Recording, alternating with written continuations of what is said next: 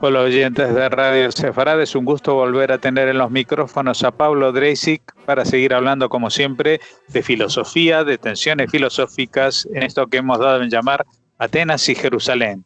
¿Qué tal, Pablo? ¿Qué tal, querido Jorge? ¿Cómo estás?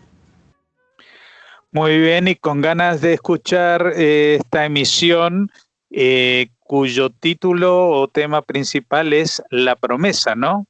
Sí, exacto. Es la promesa. Y la promesa, el tema de la promesa es interesante porque en principio es un revelador, ¿no? Un revelador como un papel tornasolado de algunas diferencias interesantes y también similitudes y apropiaciones de este concepto en las tradiciones, podríamos decir, siempre generalizando, de Atenas y Jerusalén. En principio, la promesa, podemos comenzar por lo contemporáneo, ir de atrás, de adelante hacia atrás. La promesa es un concepto que le ha interesado mucho a la filosofía contemporánea, aunque parece un tema cotidiano y un tema común.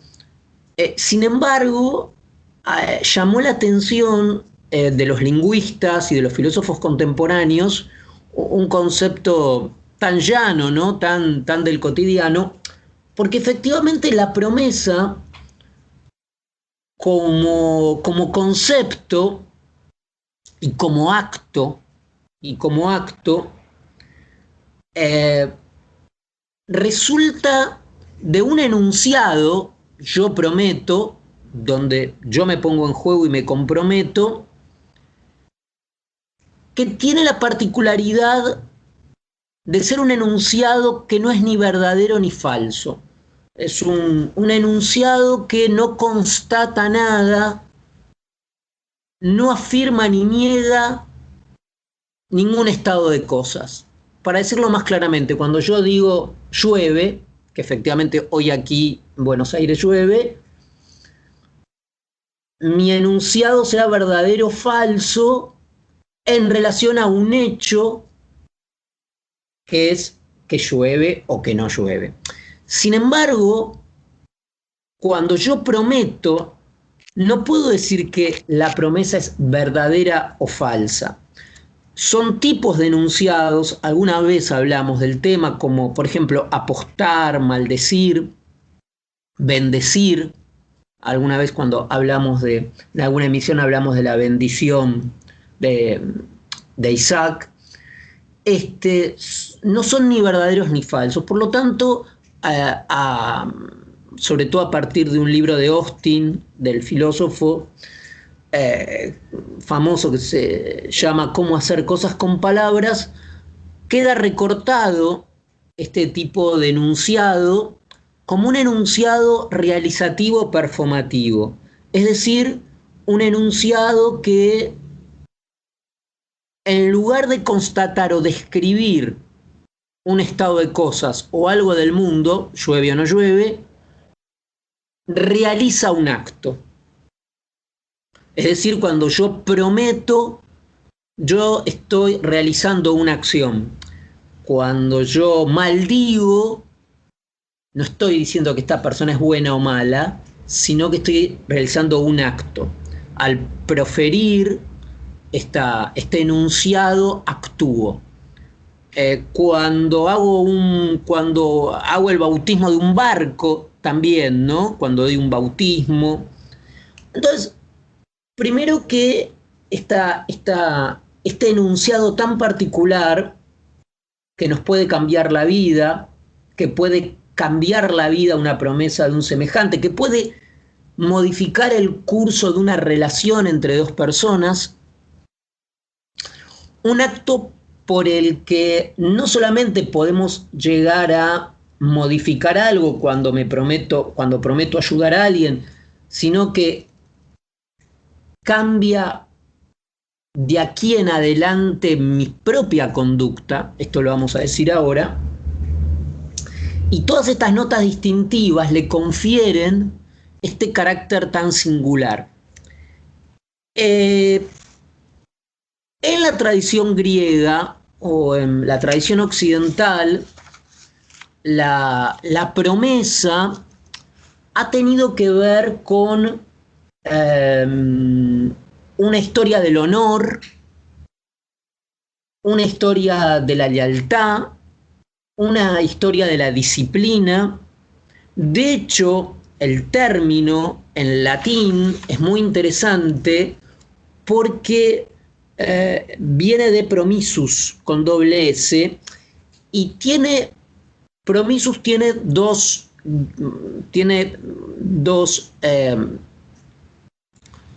está compuesto por dos significados.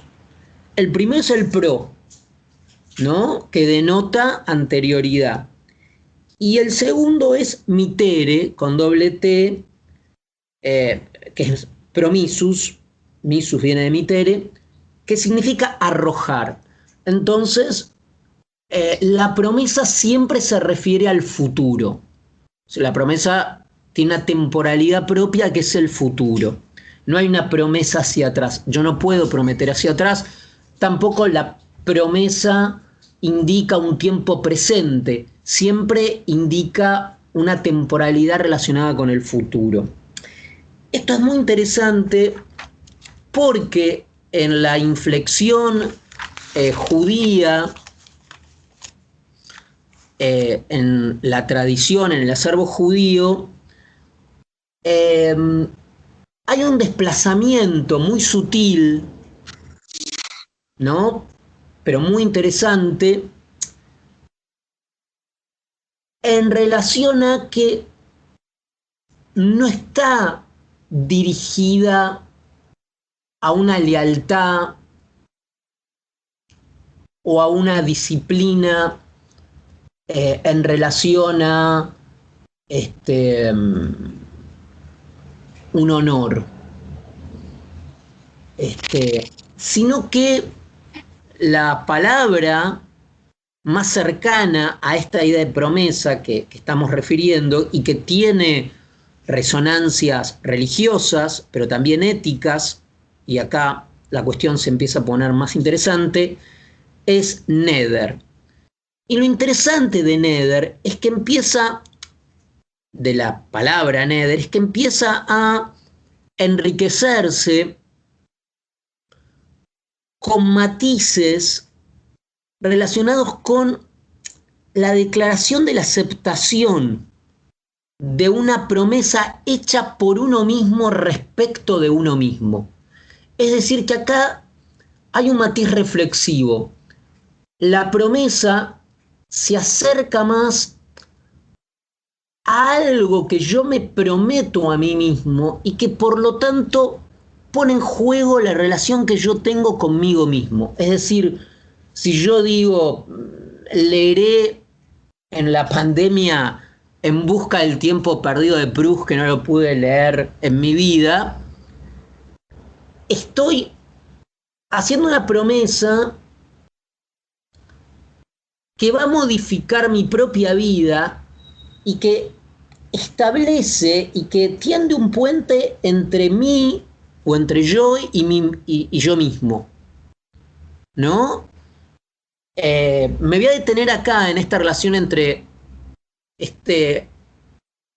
uno y uno mismo que articula la promesa, porque el neder de la tradición judía o los nedarim claramente tienen que ver con el futuro, tienen que ver con un compromiso ético, se anudan como un acto ético, no solo hacia el otro, por supuesto, en una relación intersubjetiva, sino también respecto de mí mismo, respecto de mí mismo. Las promesas que no he cumplido con respecto a mí mismo, las cosas que me he prometido, a las que me he comprometido y que finalmente pude o no pude cumplir. Es interesante también porque en la tradición judía hay una distinción muy sutil entre el neder y shebuá, y el juramento.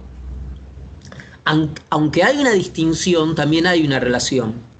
Esta declaración que hago con respecto a mí mismo, sobre todo y también hacia los demás, esto que me prometo, ¿no?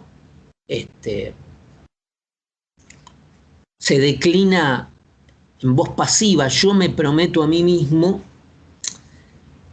tiene un alcance en la tradición judía muy importante que precisamente, incluso es de tal relevancia que en las altas fiestas, precisamente se permite, es tanto el peso de estas promesas en la tradición judía que se permite, digamos, su anulación a Tarat Nedarim, o sea, las promesas son anuladas, pero la anulación y darle este lugar tan importante a la anulación habla del peso que tiene para la comunidad y para el sujeto la presencia de estas promesas hechas.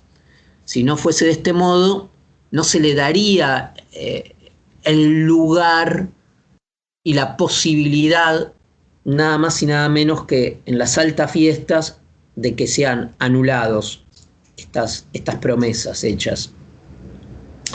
También decir que en la tradición judía la figura clásica de estos votos podríamos también llamar, pero a mí me parece importante mantener la palabra promesa más que votos y más que shebuá, que sería más un juramento, porque la promesa tiene todo este aspecto ético y tiene también este aspecto cotidiano. No tiene esa cuestión ritual ni sagrada que lo aleja de este juego intersubjetivo cotidiano con la promesa. Finalmente, y no es casual, quien quizás más trabajó filosóficamente el tema de la promesa ha sido Hannah Arendt. Hannah Arendt, en un libro que mencionamos ya varias veces, La condición humana, quizás el capítulo más importante y más hermoso del texto, que es el capítulo dedicado a la acción humana, que es el capítulo 5, y dentro del capítulo 5 aquel que se llama Irreversibilidad y el poder de perdonar, Hannah Arendt reflexiona acerca de la promesa y acerca una idea iluminadora. Hannah Arendt dice que la promesa, y esta idea se acerca mucho a esta idea de la que hablamos del neder. Dice que la promesa es aquello que permite dos cosas. Primero, permite que en un mundo de contingencia, donde no se sabe qué va a pasar, donde no se puede prever el futuro, yo cuente con un instrumento para saber que cuento con el otro. Es decir, tú cuentas con que nosotros nos vamos a comunicar y que yo voy a estar y voy a atender tu llamado para que se produzca esto, y yo cuento con que tú me llames.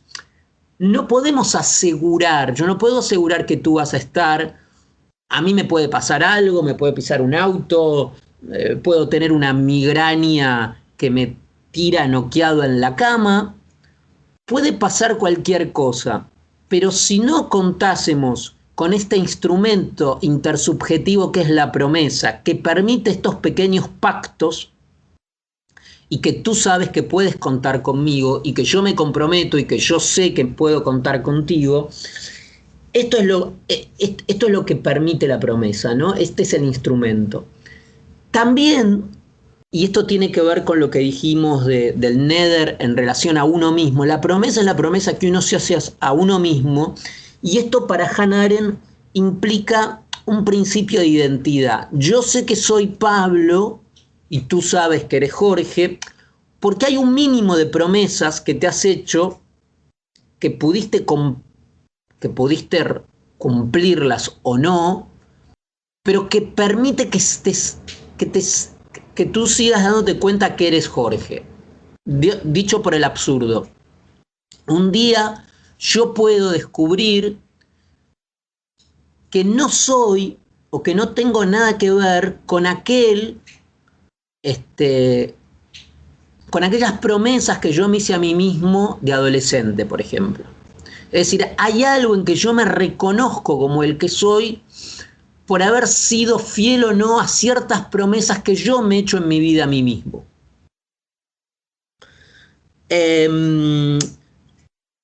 Creo que con esto podemos cerrar bien cómo la tradición y la filosofía contemporánea, esta vez en la voz de Hannah Arendt, toma algunos elementos claves de la tradición judía y también de la tradición griega. Uh-huh. Bueno, es un buen ejemplo de un puente entre ambas tensiones, ¿no? Entre ambos mundos.